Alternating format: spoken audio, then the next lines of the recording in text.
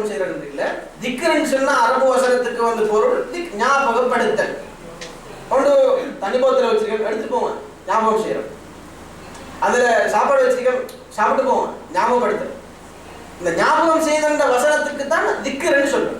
இப்ப திக்ரு இப்ப அப்படின்னு சொன்னா நம்ம இப்ப பழகிக்கிறேன்னு திக்ரு அடிக்கிறேன்னு சொன்னா திக்ரு வைக்கிறேன்னு சொல்லி பழகிறோம். அப்படித்தானே அல்லாஹ் ஞாபகப்படுத்துறேன்னு சொல்லி பழகிக்கிறோம்.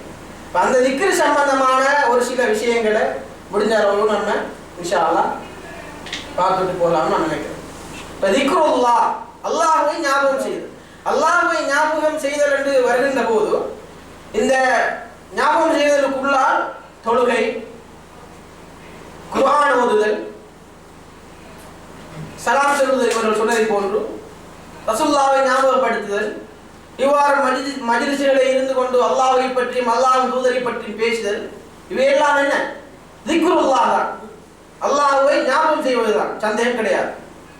ஆனால் இங்கே நம்ம பேச போற திக்ர் என்று என்னன்னு சொன்னால் ஒரு சில வசனங்களை சொல்லி மனதிலே எடுத்து வாயினால் மொழிவது.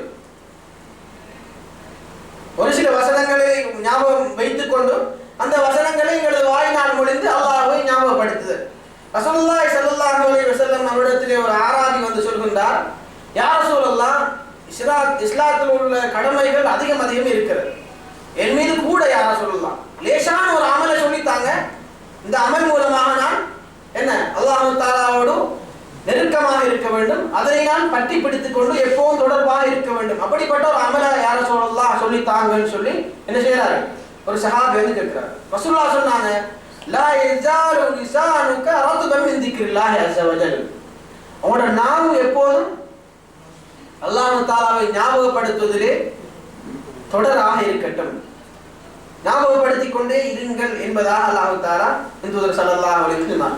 இதே நேரத்திலே மதலுல்லதி யذ்குர் ரப்பஹு வல்லதி லா யذ்குர் ரப்பஹு மதலுல் ஹய்ய் வல் மய்யித், அல்லாஹ்வை ஞாபகப்படுத்துகின்றவனுக்கும் அல்லாஹ்வை ஞாபகப்படுத்தாதவனுக்கும் உதாரணம் என்ன தெரியுமா? உசிரோடு இருக்கிறவனும் மௌத்தா போனவனும் உதாரணம். யார் அல்லாஹ்வை ஞாபகப்படுத்துகின்றானோ தினந்தோறும் அவன் உசிரோடு இருக்கிறான், அவனுடைய உள்ளம் உயிரோடு இருக்கிறது. யார் அல்லாஹ்வை ஞாபகம் செய்யவில்லையோ அவனுடைய உள்ளம் இறந்து விட்டது என்பதாக ரசூலுல்லாஹி ஸல்லல்லாஹு அலைஹி வஸல்லம் அவர்கள் சொல்லி காட்டினார். இன்னும் பல ஹதீஸ்களிலே நாங்கள் பார்க்கின்ற போது எந்த ஒரு மனிதர் தனது வீட்டிலே நுழைகின்ற போது வீட்டு துஆவை ஓதிவிட்டு நுழைகின்றார், அப்படி நுழைந்தால் ஷைத்தான் சொல்லுவான், இன்று உங்களுக்கு அவரது சஹாபா அவர்களது தோழர்களுக்கு சொல்லுவான், இன்று உங்களுக்கு அந்த வீட்டில் தங்குமிடமும் இல்லை, சாப்பாடும் இல்லை. யாராவது அல்லாஹ்வை ஞாபகம் கூறாமல் நுழைந்தால் அதனோடு சேர்ந்து ஷைத்தான் நுழைந்து விட்டு சொல்லுவான், இன்று எனக்கு தங்குமிடம் கிடைத்து விட்டது, சாப்பாடும் கிடைத்து விட்டது என்பதாக சொல்லுவான் என்பதை நபிகள் நாயகம் ஸல்லல்லாஹு அலைஹி வஸல்லம் அவர்கள் சொல்லி காட்டுகின்றார்.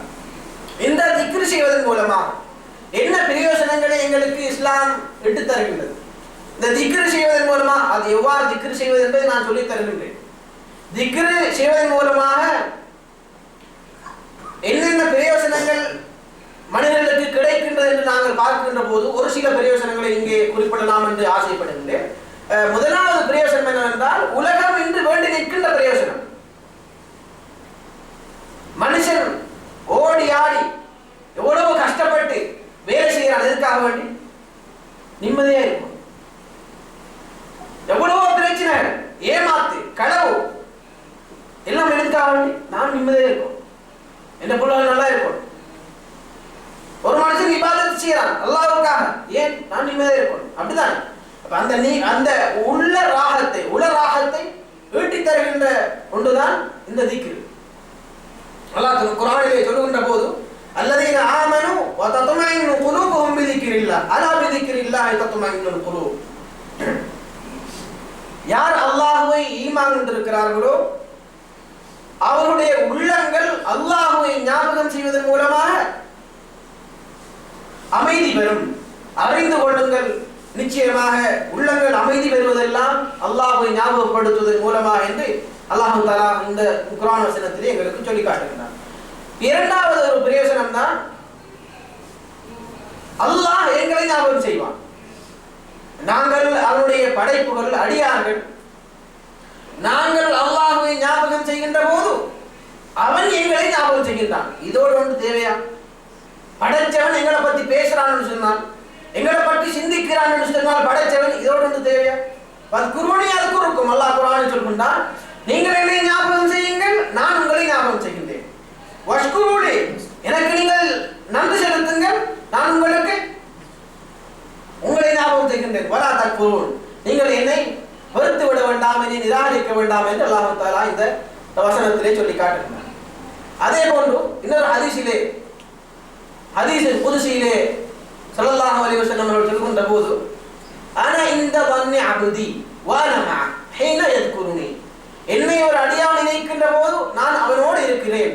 ஃபைன் தகரனி ஃபீ நஃப்ஸிஹி தகர்துஹு ஃபீ நஃப்ஸி, அவன் என்னை அவனது உள்ளத்தில் நினைத்தால் நான் அவனை எனது உள்ளத்தில் நினைக்கின்றேன். யார் சொல்றது? அல்லாஹ் தஆலா சொல்றான், ரசூலுல்லாஹ் சொல்றது. அல்லாஹ் தஆலா சொல்றான் ஹதீஸுல் குதுசியில, எவர் என்னை உள்ளத்தில் நினைக்கிறாரோ அவரை நான் உள்ளத்தால் நினைக்கின்றேன். வைன் தகரனி ஃபீ மலைன் தகர்துஹு ஃபீ மலைன் கைருன் மின், ஒரு கூட்டத்தில் என்னை பற்றி சிந்தித்தார், என்னை பற்றி பேசினால் அதை விட சிறப்பான ஒரு கூட்டத்தில் நான் அவரை பற்றி சிந்திக்கிறேன், யோசிக்கிறேன் என்பதாக அல்லாஹ் தஆலா எங்களுக்கு இந்த இடத்திலே சொல்லி காட்டுகின்றார். நாங்கள் இந்த அல்லாஹ்வை திக்ர் செய்வதன் மூலமாக ஷைத்தானை எங்களை விட்டு துரத்தலாம். ஷைத்தான் எங்களிடம் வராமல் இருப்பதற்காக ஒரு தடுக்கு முகமாக, ஒரு தடுப்பு முனையாக நாங்கள் இந்த திக்ரை அமைத்துக் கொள்ளலாம். அது மாத்திரம் இல்லாமல் ஒரு மூன்றாவது ஒரு பிரயோசனமாக, மறுமையிலே இந்த சின்ன சின்ன திக்ர்கள் ஒரு பெரியதொரு நன்மையை எங்களுக்கு அளித்தரும். ரசூலுல்லாஹி ஸல்லல்லாஹு அலைஹி வஸல்லம் அவர்கள் சொன்னார்கள், ஹதீஸிலே அடிக்கடி கேள்விப்பட்ட ஹதீஸ், அமல்படுத்துவது குறைவு.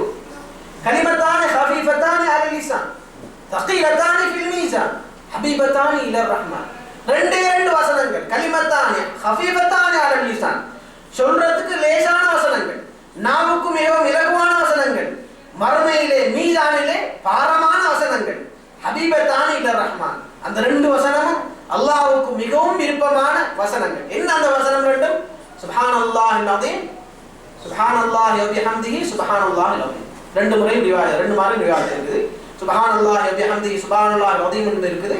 சுப்ஹானல்லாஹில் அஸீம், சுப்ஹானல்லாஹி வ பிஹம்திஹி இருக்குது. ரெண்டு மாதிரி ஓதலாம். நம்ம வழங்கப்பட்டது எப்படி? சுப்ஹானல்லாஹி வ பிஹம்திஹி, சுப்ஹானல்லாஹில் அஸீம் என்றுதான் ஒரு வழங்கப்பட்டிருக்கிற விஷயம்.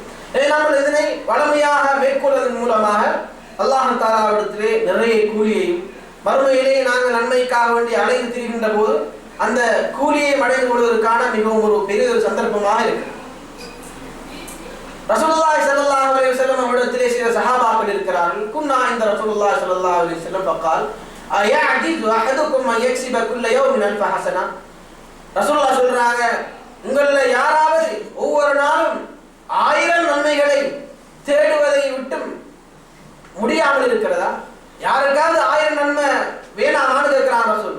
ஃபஸஅலஹு ஸாயிரும் மின் ஜுலசாயி, இருந்த சஹாபாக்கள் ஒரு சஹாபி கேட்கிறாரு, கைஃப யக்ஸிபு அஹதுனா அல்ஃப ஹஸனா, எங்களை நாங்க எப்படி 1000 நன்மையை அடைஞ்சு கொள்ற யா ரசூலல்லாஹ்? அதாவது சஹாபாக்கள் ஒரு நன்மையான விடயத்தை சொன்னால் ரசூலுல்லாஹ் தெளிவாக கேட்பார்கள்.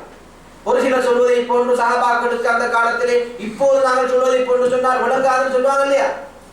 அது ஒரு புத்தி பற்ற கருத்தொன்றி. சஹாபாக்களுக்கு அந்த காலத்திலே ரசூலுல்லாஹோடு என்ன தெளிவு வேண்டும் அதை கேட்டிருக்கிறார். ரசூலுல்லாஹி ஸல்லல்லாஹு அலைஹி வஸல்லம் சொன்னார்கள், யுஸப்பிஹ் 100 தஸ்பீஹ் ஃபயுக்தபு லஹு 1000 ஹஸன் அவ் யஹத்து அன்ஹு 1000 ஹதியா. 100 முறை தஸ்பீஹ் செய். தஸ்பீஹ் என்ன? தஸ்பீஹ் என்ன? அதான் தஸ்பீஹ். இப்போ நம்ம அதுக்கு வாரணும், சுப்ஹானல்லாஹ் சுப்ஹானல்லாஹ் சுப்ஹானல்லாஹ்னு விஷயம் அழகா மனசுக்கு பட சொல்லும். அப்படி 100 முறை சொல்லுங்க. நீங்க இதுக்கு நேரம் குறிப்பிடல. ஒரு சில திக்ர்கள் இருக்கு, அதுக்காரர்கள் இருக்கு, அதுக்கு நேரம் இருக்கு. இப்போ காலையானால் அல்லாஹும்ம பிக அஸ்பஹனா பிக அம்சைனா பிக நஹ்யா பிக நமூத்து சொல்லணுமா இல்லையா? அது காலையில், அது வேற நேரத்தில் சொல்லிடுறாரு. மாலையானா அல்லாஹும்ம பிக அம்சைனா பிக அஸ்பஹனா சொல்லணுமா இல்லையா? அது என்ன? மாலை. தூங்கும்போது அல்லாஹ் பிஸ்மிகா மூத்துவா. தூங்கி எழுந்தா அல்ஹம்துலில்லாஹி அஹ்யானா அமாத்தனா. உது செஞ்சு முடிஞ்சா அஷ்ஹது அல்லா இலாஹா இல்லல்லாஹ் அப்படி ஒரு சில திக்ர்கள் ஔராதுகள் அந்த நேரத்துல தான் வரும். அதை தவிர வேற எந்த நேரத்திலையும் ஓதக்கூடாது. சில அதுக்காக இருக்குது, நினைச்ச டைம்ல ஓதலாம். பாத்ரூமோட தவிர்த்து, மோசமான இடங்களை தவிர்த்து வேற எந்த டைமுக்கும் வாயில முடிஞ்சு கொண்டே இருக்கலாம். உதாரணத்துக்கு சொல்லணும் என்றால் செய்யுதுல் இஸ்திக்பார். யாரும் சரி பாடமா? செய்யுதுல் இஸ்திக்பார் பாடமா சொல்லுங்க. செய்யுதுல் இஸ்திக்பார் ஒருத்தர் 2 பேர் 3 பேர் ஞாபகம் இருக்கு. நான் சொன்னா உங்களுக்கு ஞாபகம் வரும். அல்லாஹும்ம அன்த ரப்பி லா இலாஹ இல்லா அன்த ஹலக்தனி வ அனா அப்துக வ அனா அலா அஹ்திக வ வஅதிக மஸ்ததா அஊது பிக மின் ஷர்ரி மா ஸனஅத் அபூ லக பி நிஅமதிக அலைய வ அபூ பி தன்பி ஃபக்ஃபிர் லி ஃப இன்னஹு லா யக்ஃபிரு ذுனூப இல்லா அன்த. இதுல கருத்து சொல்ற நேரம் இருக்கும். இப்ப இந்த திக்ரை பத்தி சொல்லுகின்ற போது ரசூலுல்லாஹ் சொன்னார்கள், எவர்கள் காலையிலே ஓதி மாலை ஆகிறதுக்கு முன்னால மௌத்தாயினாரோ அவருக்கும் சொர்க்கத்துக்கும் இடையில எந்த விதமான தடையும் இல்லை. எவ்வளவு பெரிய திக்ர். அல்லாஹும்ம அன்த ரப்பி லா இலாஹ இல்லா அன்த ஹலக்தனி. நாங்க இதுக்கு முன்னும் பின்னே ஒரு தந்தல் 2 முறை தந்திருக்கோம் போன வருஷம். நான் பாடமாக்கினார்கள் 4 பேர். அப்ப சொர்க்கத்துக்கும் எங்களுக்கும் எந்த விதமான தடையும் இல்லை. ஓதுறதுக்கு 1 நிமிஷம் பிடிக்காது. அல்லாஹும்ம அன்த ரப்பி லா இலாஹ இல்லா அன்த ஹலக்தனி வ அப்துக வ அலா அஹ்திக வ வஅதிக மஸ்ததா வ பிக்கும் ஷர்ரி மா ஸனஅத் அபூ லக பி நிஅமதிக அலைய வ அபூ பி தன்பி ஃபக்ஃபிர் லி ஃப இன்னஹு லா யக்ஃபிரு ذுனூப இல்லா. 1 நிமிஷம் பிடிக்காது. 24 மணி நேரத்துல 1 நிமிஷம் பெருசு. ஆனா என்ன கொடுக்கும் ஆசை இல்லையா? எல்லாருக்கும் ஆசை இருக்கு. சொர்க்கத்துக்கு போகணும்னு சொல்லி எல்லாருக்கும் ஆசை இருக்கு. அல்லாஹ் தஆலா என்ன பொறுப்பிக்கணும்னு சொல்லி ஒவ்வொருத்தருக்கும் ஆசை இருக்கு. ஆனா ஒரு சில தடைகள் இருக்கு. அந்த தடைகளை எப்படி செய்யணும்? நம்ம சரி பண்ணணும். தடைகளை இல்லாமல் செய்யறா இந்த சின்ன சின்ன அமல்கள் மூலமா அதனால இல்லாம ஆகிக்கணும்.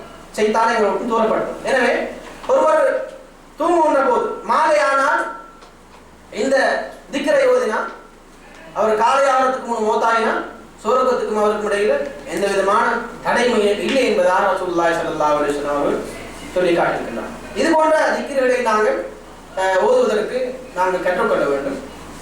அதுபோன்று ரசூலுல்லாஹி ஸல்லல்லாஹு அலைஹி வஸல்லம் ஹதீஸிலே சொன்னார்கள், மன் சப்பஹ அல்லாஹ ஃபீ துபுரி குல்லி ஸலாத்தின் 33 யாரு ஒவ்வொரு தொழுகைக்கு பின்னால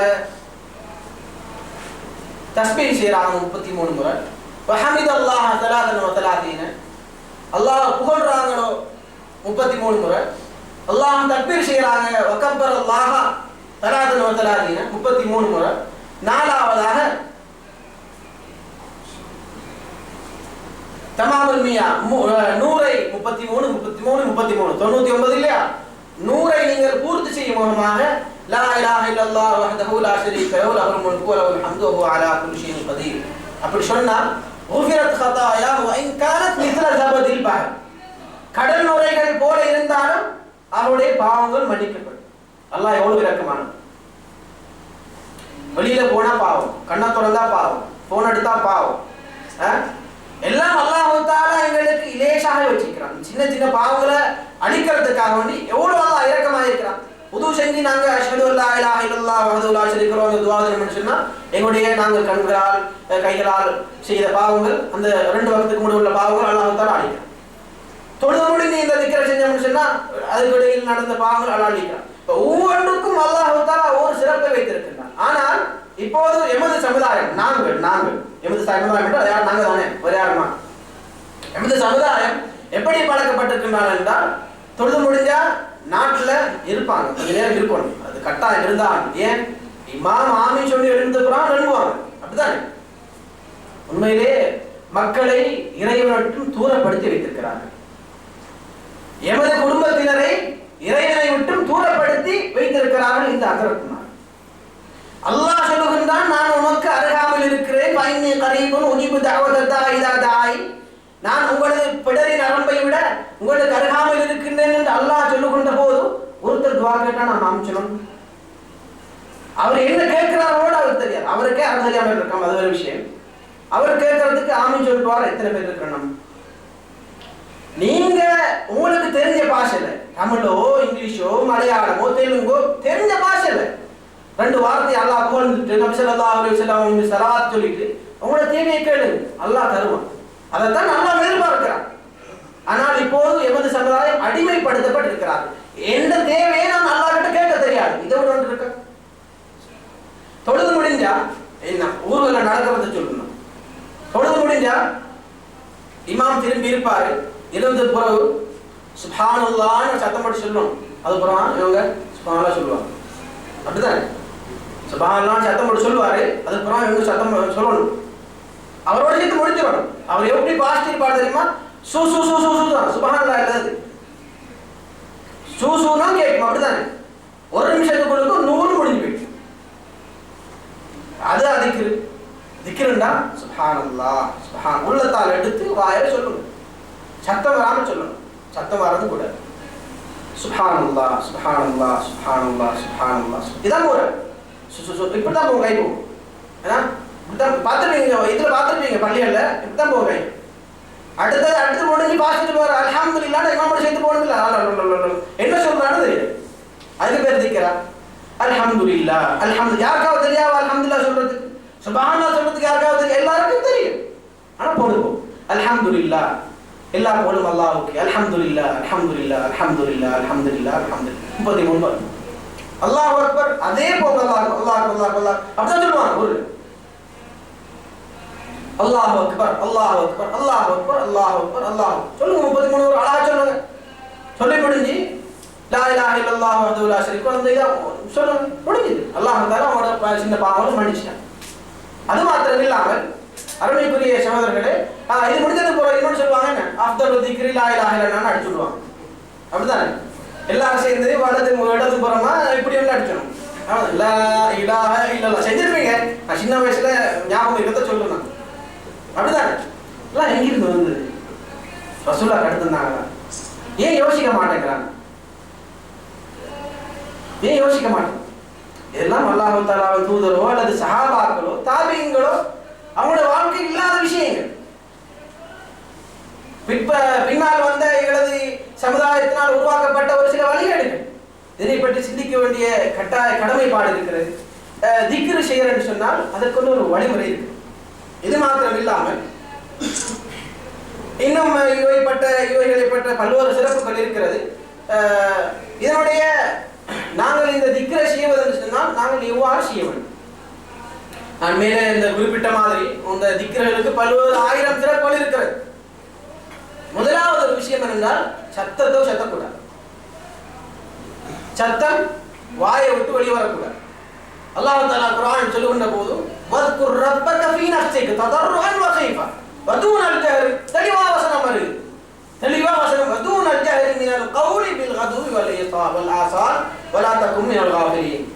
மனிதர்களே, உங்களது இறைவனை நீங்கள் உங்களது உள்ளத்திலே ஃபீ நஃப்ஸிக உங்களது உள்ளத்திலே சத்தம் போடாமல் வதூனல் ஜஹர் சத்தம் போடாமல் ஞாபகம் செய்யுங்கள். அல்லாஹ்வுடைய உள்ளச்சத்தோடு உங்களுடைய இறைவனை நீங்கள் ஞாபகம் செய்யுங்கள். சத்தம் போடாமல் மினல் கௌலி சொல்லின் மூலமாக நீங்கள் சத்தம் போடக்கூடாது. தெளிவாயிருக்கு வசனம். இது ஒன்று தேவை. இதை விட ஒன்று தேவை நம்மளுக்கு. தெளிவா அல்லாஹ் சொல்றான், சத்தம் போடாம உங்களது உள்ளத்தால் என்னை நீங்கள் காலையிலும் மாலையிலும் ஞாபகம் செய்யுங்கள். நீங்கள் பொதுபோக்கானவர்களாக இருக்க வேண்டாம் என்று அல்லாஹ் தஆலா சொல்லி காட்டுகின்றான்.